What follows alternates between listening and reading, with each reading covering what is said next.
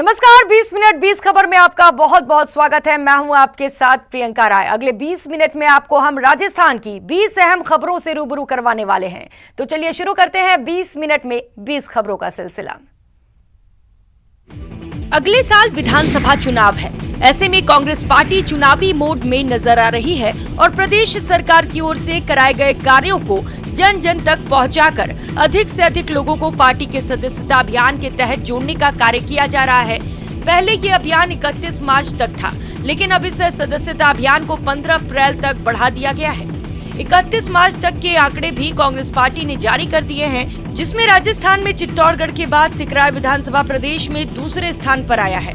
यदि प्रदेश सरकार के मंत्रियों की बात करें तो महिला और बाल विकास मंत्री ममता भूपेश का विधानसभा क्षेत्र सबसे अव्वल रहा है।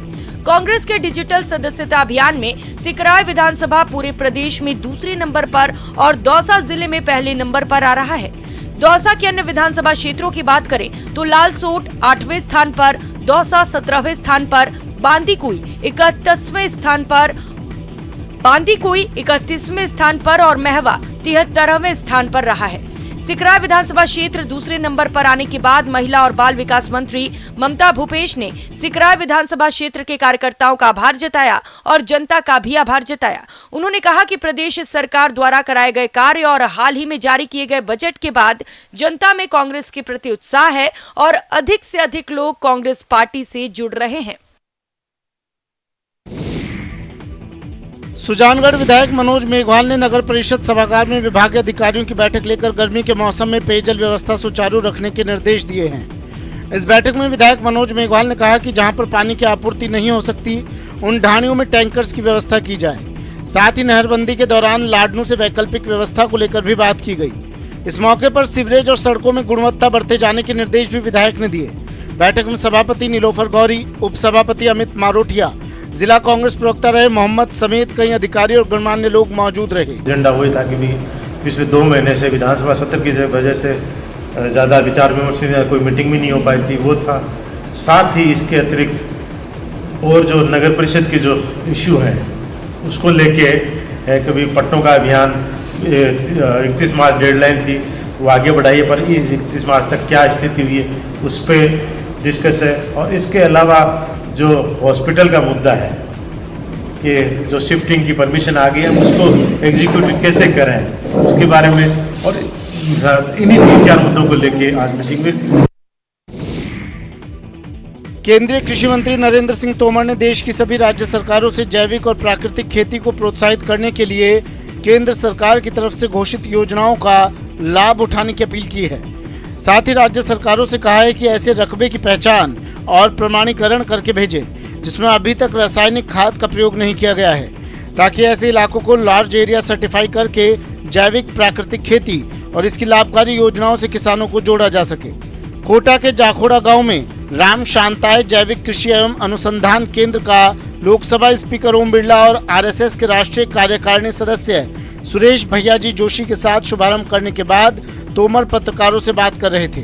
इस दौरान उन्होंने दावा किया कि भारत सरकार ने जैविक प्राकृतिक कृषि को प्रोत्साहित करने के लिए ढेरों योजनाएं लागू की हैं। साथ ही किसान भाइयों को कोटा में खुले इस कृषि केंद्र जैसे नवाचारों के साथ जुड़कर इनका भी फायदा उठाना चाहिए।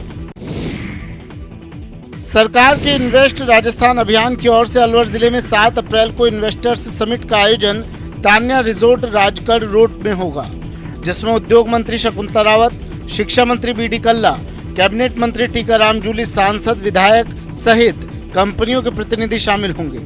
उद्योग विभाग के कमिश्नर और ADM city doctor Sunita Pankaj ने शनिवार को ये जानकारी दी। उन्होंने बताया कि जिले में 5 जगहों पर नए उद्योग लगाने के लिए 128 प्रस्ताव मिले हैं। बीड़ा भिवाड़ी, पर्यटन विभाग और यूआईटी अलवर से 21 प्रस्ताव मिले। अलवर जिले से 190 इंडस्ट्रियल इकाइयों में करीब 5,516 करोड़ रुपए का निवेश और 17,000 से अधिक लोगों को रोजगार मिलेगा। राजस्थान में उद्योगों को प्रोत्साहन देने के लिए जो अंतिम कड़ी के अंदर, क्योंकि पूर्व में सभी जिलों के अंदर जो है इन्वेस्टमेंट समिट हो चुकी है और ये राजस्थान में ये अलवर जिले में अंतिम जो है इन्वेस्टमेंट समिट जो है 7 अप्रैल को अलवर में तो ये कहना चाहूँगा कि जब भी उद्योग स्थापित होता है तो सीधे रोजगार तो कुछ लोगों को मिलता ही है, अप्रत्यक्ष रूप से बहुत सारे लोगों को रोजगार मिलता है। और कई लोगों की आमदनी में भी वृद्धि होती है। मुख्यमंत्री अशोक गहलोत ने शनिवार को जोधपुर के सर्किट हाउस में मुख्यमंत्री दुग्ध उत्पादक संबल योजना के प्रचार प्रसार वैन को हरी झंडी दिखाकर रवाना किया। इस वैन के माध्यम से डेयरी की योजनाओं की जानकारी दी जाएगी। साथ ही दूध पर देय अनुदान को 2 से बढ़ाकर 5 रुपए प्रति लीटर कर दिया गया है। सर्किट हाउस प्रांगण में गहलोत ने मुख्यमंत्री दुग्ध उत्पादक संबल योजना के प्रचार प्रसार वैन को रवाना किया। इस अवसर पर डेयरी से जुड़े सभी अधिकारी उपस्थित थे। उल्लेखनीय है कि मुख्यमंत्री अशोक गहलोत द्वारा राज्य के किसानों दुग्ध उत्पादकों की आय में वृद्धि करने के लिए दुग्ध उत्पादक संबल योजना को आरंभ किया गया है, जिसके अंतर्गत राज्य के सहकारी दुग्ध उत्पादक संघ में दूध की आपूर्ति करने वाले दुग्ध उत्पादकों को 1 अप्रैल 2022 से दूध पर देय अनुदान राशि 2 से बढ़ाकर 5 रुपए प्रति लीटर कर दी गई है। दूध की खरीद के अतिरिक्त मिलने वाले इस 5 रुपए प्रति लीटर अनुदान से पशुपालक किसानों को आर्थिक संबल मिलेगा, जिससे उनकी आय में वृद्धि होगी। केश कला बोर्ड के नवनियुक्त चेयरमैन महेंद्र गहलोत श्रीगंगानगर जिले के दौरे पर रहे, जहां कांग्रेस कार्यकर्ताओं के साथ साथ विभिन्न सामाजिक संगठनों ने महेंद्र गहलोत का जोरदार स्वागत किया। हाल ही में राज्य सरकार की ओर से केश कला बोर्ड के नवनियुक्त अध्यक्ष महेंद्र गहलोत ने श्रीगंगानगर जिले के दौरे के दौरान मीडिया से बात करते हुए मुख्यमंत्री अशोक गहलोत सहित वरिष्ठ पदाधिकारियों का आभार जताया। साथ ही उन्होंने कहा कि मुख्यमंत्री अशोक गहलोत उन्हें जो जिम्मेदारी सौंपी है उसके लिए वे हर संभव प्रयास करेंगे।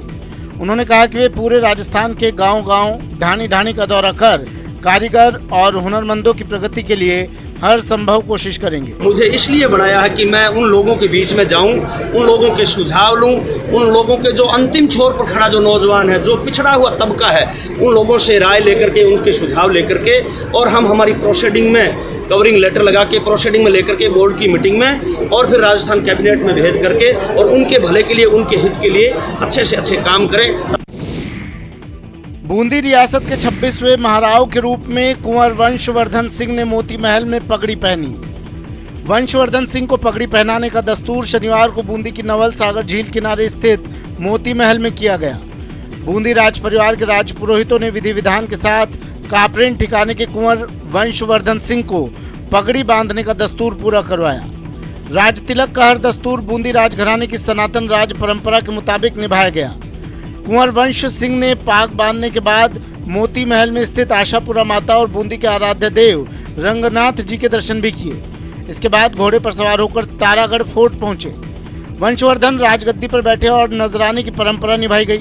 इस दौरान पूर्व केंद्रीय मंत्री और अलवर राजघराने के भंवर जितेंद्र सिंह, खेल राज्य मंत्री अशोक चांदना सहित राजस्थान भर के राजघरानों के सदस्य मौजूद रहे। ये बात है, लंबे समय बाद रौनक देखने को मिली और मैं आशा करता हूं कि अब भविष्य में और अच्छी रौनक देखने को मिलेगी आपको। बहुत ही होनहार और बहुत ही एक विजन के साथ वंशवर्धन सिंह जी काम करेंगे और एक परंपरा है, हर परिवार के अंदर एक परंपरा होती है पाक की, हर राज परिवार के अंदर होती है और मैं उनको बहुत बहुत शुभकामनाएं देता हूँ। धौलपुर जिला कांग्रेस कमेटी की ओर से पेट्रोल, डीजल और रसोई गैस के साथ साथ आवश्यक वस्तुओं की बढ़ती कीमतों के खिलाफ प्रदर्शन किया गया। महंगाई के खिलाफ गांधी पार्क में राष्ट्रपिता महात्मा गांधी की प्रतिमा के समक्ष कांग्रेसी नेताओं और कार्यकर्ताओं ने धरना दिया और केंद्र सरकार का विरोध किया। इस कार्यक्रम की अध्यक्षता निवर्तमान जिला कांग्रेस कमेटी के अध्यक्ष पंडित साकेत बिहारी शर्मा ने की। इस मौके पर पंडित साकेत बिहारी शर्मा ने कहा कि जब पेट्रोल डीजल के दाम बढ़ते हैं तब हर चीज के दाम बढ़ते हैं। जब दुनिया में कच्चे तेल के दाम सबसे कम थे तब भी केंद्र सरकार पेट्रोल डीजल के दाम बढ़ा रही थी और अब भी बढ़ा रही है। उन्होंने ये भी कहा कि बहुत हुई महंगाई की मार, अब की बार मोदी सरकार का नारा भी जुमला साबित हुआ। निश्चित रूप से राष्ट्रवाद का मुखौटा ओढ़ के भारतीय जनता पार्टी की सरकार देश को खोखला करने का काम कर रही है। पूंजीपतियों के नियंत्रण में भारतीय जनता पार्टी सरकार काम कर रही है। पेट्रोलियम पदार्थों की बढ़ती हुई महंगाई को कांग्रेस जिन्होंने आग्रह किया माननीय मुख्यमंत्री महोदय से कि वो जो माननीय मुख्यमंत्री महोदय ने प्रदेश की जनता को राहत देने का काम किया, जिससे कि लोगों को राहत मिली है। चूरू के साहवा थाना पुलिस पर नीलामी के लिए रखे डीजल के ड्रमों में पानी मिलाने के संगीन आरोप लगे हैं। इस मामले में एक प्रतिनिधि मंडल ने पुलिस अधीक्षक दिगंत आनंद के सामने जांच कराने की मांग की है। लोगों ने बताया कि साल 2020 में साहवा पुलिस ने अवैध डीजल के 39 ड्रम जब्त किए थे। उन्होंने बताया कि 1 अप्रैल को साहवा थाने में जब्त डीजल के ड्रमों की नीलामी रखी गई थी, जिसमें कई लोगों ने भाग लिया था। उन्होंने बताया कि बोली लगाने से पहले डीजल को जांच करने की बात कही और उस दौरान कुछ डीजल के ड्रमों में पानी मिला दिखाई दिया। इसके बाद साहवा पुलिस कर्मियों ने नीलामी के लिए अगली तारीख रखने की बात कही, लेकिन इसी बीच साहवा पुलिस कर्मियों ने गुपचुप तरीके से अपने चहेतों के साथ मिलकर मिलीभगत कर सभी ड्रमों की नीलामी कर दी। इस बारे में एसपी आनंद ने कहा कि प्रतिनिधि मंडल ने डीजल के पानी होने की शिकायत की है। जब्ती के दौरान लिया गया डीजल का सैंपल एफएसएल भेजा भी गया है। हालांकि मामले की जांच के लिए अतिरिक्त पुलिस अधीक्षक राजगढ़ को सौंपकर 7 दिनों में रिपोर्ट पेश करने के आदेश दिए गए हैं। संदेह मिला माल में सही हालत में नहीं मिला, तो हमने कहा कि जो माल है कम है, जितना सही नहीं है उसको आप कटौती करके बाकी माल वो हमें हैंड ओवर कर दो, हम तैयार हैं। उन्होंने कहा ऐसा नहीं हो सकता। चित्तौड़गढ़ में कोतवाली थाना इलाके के एक युवक ने जमीन को लेकर परेशान किए जाने की वजह से आत्महत्या करने के मामले ने तूल पकड़ लिया है। इस मामले में युवक के परिजनों से मिलने के लिए चित्तौड़गढ़ विधायक चंद्रभान सिंह भी श्री सांवलिया जी राजकीय चिकित्सालय पहुंचे। दरअसल युवक के परिजन उन लोगों की गिरफ्तारी के लिए हंगामा कर रहे थे जिनकी वजह से रियाज उर्फ राजू ने जान दी है। रियाज के परिवार वालों का आरोप है कि वर्तमान में धरोहर संरक्षण प्रोन्नति प्राधिकरण के अध्यक्ष सुरेंद्र सिंह जारावत के पुत्र समेत कई लोगों ने रियाज को जमीन को लेकर परेशान किया, जिसकी वजह से उसने जान दे दी। इस मामले में एफआईआर भी दर्ज करवाई गई थी, लेकिन कुछ हुआ नहीं। इसी वजह से उन लोगों ने युवक का शव लेने से इनकार कर दिया, जिसके बाद एमएलए चंद्रभान सिंह अस्पताल पहुंचे और पुलिस वालों को जल्द से जल्द आरोपियों को गिरफ्तार करने की ताकीद की। कोटा के कैथून कस्बे के गोदलिया हेड़ी से 3 किलोमीटर दूर दहारा गांव में खेत में खड़ी फसल में आग लग गई। खेत से गुजर रहे तारों में स्पार्किंग होने से 25 बीघा में फैली गेहूं की फसल ने आग पकड़ ली। इस आग को बढ़ते देख स्थानीय ग्रामीणों ने नीम के पेड़ डालों से आग बुझाने का प्रयास किया, लेकिन सफलता नहीं मिली। इसके बाद ट्रैक्टर की मदद ली गई। 7 ट्रैक्टरों में कल्टी लगाकर जमीन की हकाई की गई। करीब 2 घंटे की मशक्कत के बाद आग पर काबू पाया गया, लेकिन तब तक 5 लाख की फसल जलकर राख हो गई। बताया जा रहा है कि पीड़ित किसान केदार मीणा और महावीर मीणा के खेत से 50 मीटर दूरी पर 220 केवी का फीडर है। यहां से बिजली के तार खेत में होकर निकल रहे हैं। हवा चलने से तारों में स्पार्किंग हुई। चिंगारी खेत की फसल में गिरी, जिससे गेहूं की फसल से धुआं निकलने लगा। हवा चलने के साथ ही आग बढ़ने लगी और पूरे खेत तक फैल गई। इसके बाद गाँव में हड़कंप मच गया। खेत में आग लगते देख करीब 80 से 100 लोग मौके पर पहुंचे और अलग अलग तरीके से आग पर काबू पाने की कोशिश की और फिर ट्रैक्टरों की मदद से आग बुझाई गई। पाली जिले में गर्मियां शुरू होने के साथ ही पेयजल संकट शुरू हो गया है। यहां के रोहट क्षेत्र में तो हालात और भी खराब है। यहां पर लोगों को एक मटकी पानी के लिए घंटों इंतजार करना पड़ता है और कई बार तो इंतजार के बाद भी खाली लौटना पड़ता है। रोहट क्षेत्र के 80 गाँव में पेयजल को लेकर बुरे हालात हैं। यहाँ के तालाब सूख चुके हैं तो कुएं में खारा पानी जमा हो गया है। क्षेत्र के 45 गांवों और ढाणियों में जलदाय विभाग की ओर से टैंकर की व्यवस्था की गई है, लेकिन इन टैंकरों के पहुंचने से पहले ही ग्रामीणों की भीड़ लग जाती है, क्योंकि निजी टैंकर के ज्यादा राशि वसूलने से कई परिवारों के लिए पानी मंगवाना संभव नहीं होता है। इसलिए जैसे ही विभाग की ओर से भेजे गए टैंकर के आने का वक्त होता है, यहाँ लोगों की भीड़ लग जाती है। ये तस्वीरें पाली जिले के रोड उपखंड के सोनाई लाखा गाँव की है। इस गांव की आबादी 3000 है। जलदाय विभाग की ओर से इस गांव में पानी के नल कनेक्शन भी कर रखे हैं, लेकिन उनमें पानी देखने को कम ही मिलता है। प्रशासन की ओर से गांव में 2 टैंकर रोजाना पानी सप्लाई की व्यवस्था की गई है और दोनों वक्त यहां ऐसे ही भीड़ लगती है। पानी को नहीं है, तरे मरो गाया नहीं मोरे नहीं है, आतरो देन पानी है को नहीं धनी तरे मरे मई मरो। एक छोटी वेरी है तो कर में है घर बड़ो पड़ो लड़ी जवान ने धनी पावा हो ने है घुका तालाब घुकी गयो सपा। आप देखो भरतपुर संभाग मुख्यालय के सबसे बड़े विश्व प्रिय शास्त्री पार्क में रौनक आने लगी है और ये रौनक उस वक्त और शानदार हो उठी जब यहाँ म्यूजिक सिस्टम पर चलने वाले रंगीन फव्वारों ने इंद्रधनुषीय छटा बिखेरनी शुरू कर दी। इन रंगीन फव्वारों को देखने के लिए शहर भर के लोग विश्व प्रिय शास्त्री पार्क पहुंच रहे हैं। विश्व प्रिय शास्त्री पार्क में यूआईटी की ओर से इस प्लांट को लगवाया गया है। यहाँ म्यूजिक बजने के साथ ही फव्वारे ऊपर नीचे रंगीन लाइटों के साथ नजर आ रहे हैं। आपको बता दें, यूआईटी ने 52 लाख रुपए की लागत से विश्व प्रिय शास्त्री पार्क की सूरत फिर संवारी है।